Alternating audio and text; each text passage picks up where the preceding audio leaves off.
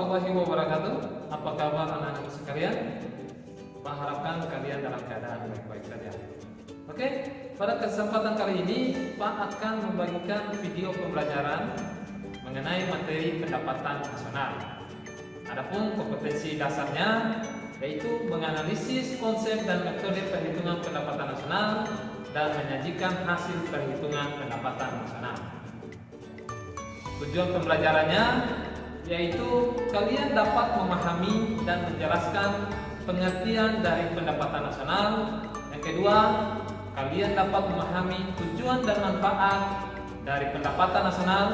Yang ketiga, kalian dapat memahami faktor-faktor apa saja yang mempengaruhi pendapatan nasional. Dan yang keempat, kalian dapat menganalisis konsep pendapatan nasional. Kita langsung saja, yaitu tentang pengertian pendapatan nasional. Pengertian pendapatan nasional adalah seluruh pendapatan yang diterima oleh seluruh masyarakat atau rumah tangga konsumen dalam kurung RTK dalam suatu negara dalam kurun waktu tertentu. Pendapatan nasional juga dapat diartikan sebagai produksi nasional, yang berarti nilai hasil produksi yang dihasilkan oleh seluruh anggota masyarakat suatu negara dalam kurun waktu tertentu, biasanya 1 tahun. Kemudian tujuan perhitungan pendapatan nasional yaitu mengetahui kemampuan dan pemerataan perekonomian masyarakat dan negara, memperoleh taksiran yang baik tentang nilai barang dan jasa dalam 1 tahun, membantu pemerintah dalam perencanaan dan pelaksanaan program pembangunan negara, dan yang terakhir mengkaji dan mengendalikan faktor-faktor yang mempengaruhi perekonomian. Adapun manfaat perhitungan pendapatan nasional, yang pertama, mengetahui struktur perekonomian negara. Jadi kita dapat mengetahui apakah struktur perekonomian negara kita ini agraris, industri, ataupun di bidang jasa. Yang kedua, mengetahui pertumbuhan perekonomian negara dengan cara membandingkan pendapatan nasional dari waktu ke waktu.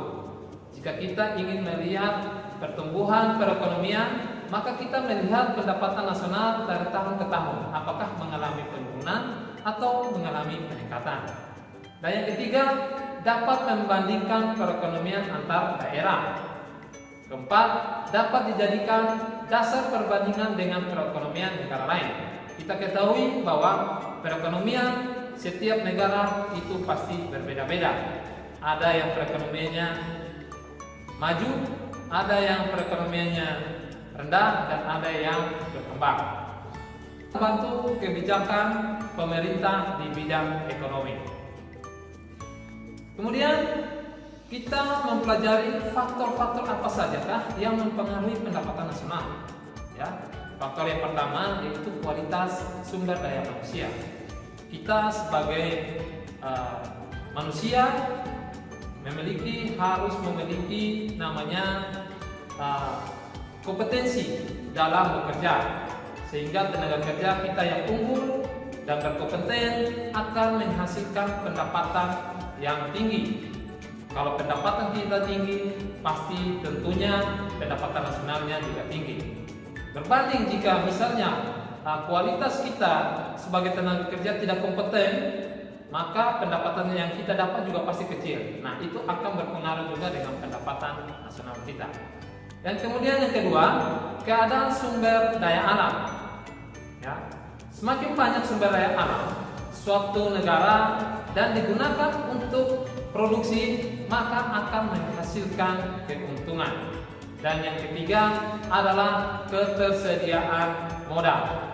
Suatu negara yang memiliki modal yang besar untuk mengolah sumber daya akan melakukan produksi. Dapat dipastikan pendapatan nasionalnya akan tinggi juga. Dan yang keempat adalah stabilitas dan kebijakan. Suatu negara apabila stabil dan terhindar dari peperangan, pasti pendapatan nasionalnya juga akan baik. Selanjutnya, kita akan mempelajari tentang konsep pendapatan nasional.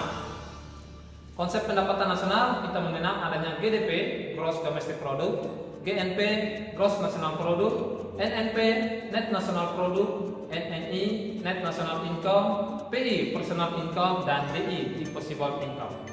Yang pertama, kita akan membahas tentang GDP, Gross Domestic Product, yang dalam bahasa Indonesianya adalah PDB, Produk Domestik Bruto. Adalah jumlah seluruh produksi barang dan jasa yang dihasilkan oleh masyarakat suatu negara selama 1 tahun, termasuk di dalamnya barang dan jasa yang dihasilkan oleh warga negara asing dan perusahaan asing yang beroperasi di dalam negeri. GDP sama dengan produk WNI dalam negeri dan WNA dalam negeri. Kalau kita berbicara tentang GDP, yaitu Gross Domestic Product, domestik artinya di dalam. Jadi kita berbicara tentang hasil produksi yang ada di dalam negeri. Kita tidak memandang warga negaranya. Siapa saja yang melakukan produksi di dalam negeri, maka kita akan menghitung di Gross Domestic Product tanpa melihat warga negara, entah itu warga negara asing maupun warga negara Indonesia itu sendiri. Yang kedua, kita akan belajar tentang GNP, Gross National Product, ya, atau dalam bahasa Indonesianya Produk Nasional Bruto.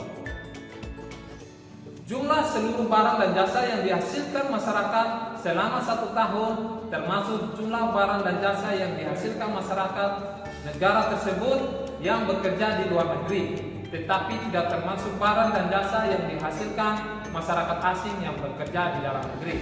Kita berbicara tentang GNP, Gross National Product, artinya kita berbicara tentang nasional, warga negara. Siapa saja yang termasuk warga negara Indonesia yang melakukan kegiatan produksi, entah itu dia ada di dalam negeri maupun berada di dalam negeri, kita akan melakukan perhitungan atas hasil produksinya. Maka rumus dari GNP adalah GDP atau PDB dikurangi dengan pendapatan neto terhadap luar negeri. Pendapatan neto terhadap luar negeri kita dapatkan dari pendapatan WNI di luar negeri dikurangi dengan pendapatan WNA dalam negeri. Kemudian yaitu tentang net national product, ya, atau dalam bahasa Indonesianya produk nasional neto.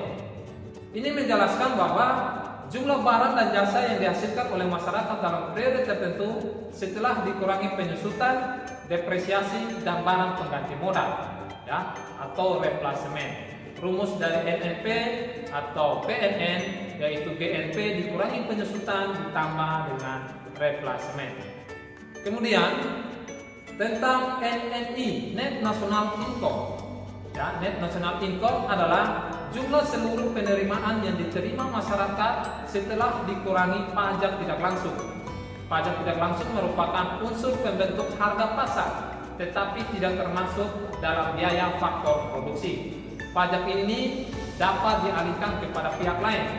Contoh pajak tidak langsung adalah pajak penjualan, bea masuk, dan cukai. Rumus dari Net National Income yaitu NNP, Net National Product, dikurangi pajak tidak langsung ditambah dengan subsidi. Kemudian kita berbicara tentang personal income atau PI, ya. Personal income adalah pendapatan yang berhak diterima oleh seseorang sebagai bentuk balas jasa atas keikutsertaannya dalam proses produksi. Rumus dari PI sendiri yaitu NNI ditambah transfer payment dikurangi dengan laba ditahan, dikurangi iuran asuransi, dan ditambah jaminan sosial. Dan yang terakhir yaitu tentang disposable income. Apa sih disposable income itu? Ya, disposable income adalah pendapatan yang diterima seseorang yang siap digunakan untuk keperluan konsumsi maupun untuk ditabung. Ya, rumus dari disposable income adalah personal income PI dikurangi dengan pajak langsung. Ya, anak-anak, mungkin hanya ini saja video pembelajaran yang Pak berikan. Selanjutnya kita akan bertemu di video pembelajaran berikutnya. Terima kasih. Assalamualaikum warahmatullahi wabarakatuh.